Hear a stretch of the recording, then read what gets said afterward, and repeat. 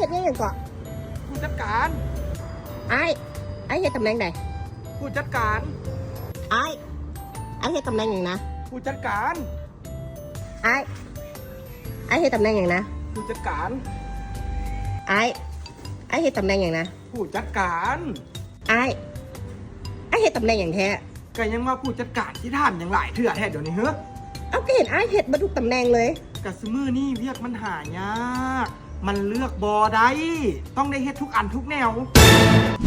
แต่ถ้าอยากเลือกขนส่งจากจีนมาลาวที่ว่าดีมีคุณภาพว่องไวทันใจขอแนะนำเลยขนส่งแสงจันทร์บ่ว่าสิเป็นเครื่องขนาดน้อยหรือว่าขนาดใหญ่จะเบาหรือจะนักสำใดเพิ่นก็จัดการให้ได้หมดและที่สำคัญเพิ่นมีรถบรรทุกที่ขนเครื่องจากจีนมาลาวทุกๆอาทิตย์สะดวกปลอดภัยทันใจเพิ่นมีสางเก็บเครื่องขนาดใหญ่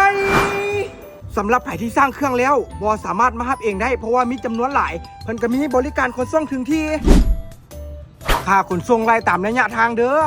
ขอแนะนำเลยเด้อขนส่งแสงจันทร์ตั้งอยู่บ้านดอนแดงเมืองจันทบุรีเพิ่นเปิดให้บริการทุกมื้อวันจันทร์หาวันศุกร์ 8 โมงเช้าจนฮอด 8 โมงแรงเสาร์อาทิตย์แม่น 9 โมงเช้าถึง 5 โมงแรงเท่านั้นอ้าวเจ้าสิไปใส่ผู้จัดการไปกวดเดิน